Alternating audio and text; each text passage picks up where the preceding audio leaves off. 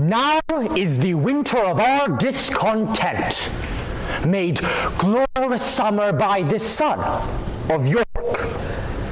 And all the clouds that lowered upon our house in the deep bosom of the ocean buried now are our brows bound with victorious wreaths, our bruised arms hung up for monuments, our stern alarms changed to merry meetings, our dreadful marches to delightful measures.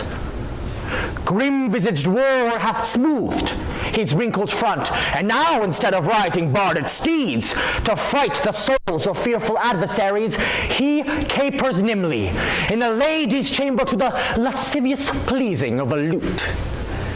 But I, that am not shaped for sportive tricks, nor made to court an amorous looking glass, I, that am rudely stamped and want love's majesty to strut before a wanton ambling nymph, I, that am curtailed of this fair proportion, cheated of feature by dissembling nature, deformed, unfinished, sent before my time into this breathing world, scarce half made up, and that so lamely and unfashionable that dogs bark at me as I halt by them.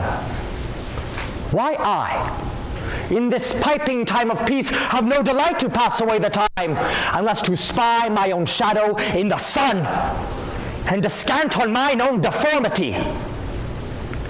And therefore, since I cannot prove a lover to entertain these farewell spoken days, I am determined to prove a villain, and hate the idle pleasures of these days. Plots have I laid, inductious, dangerous by drunken prophecies, libels, and dreams, to set my brother Clarence and the king in deadly hate the one against the other.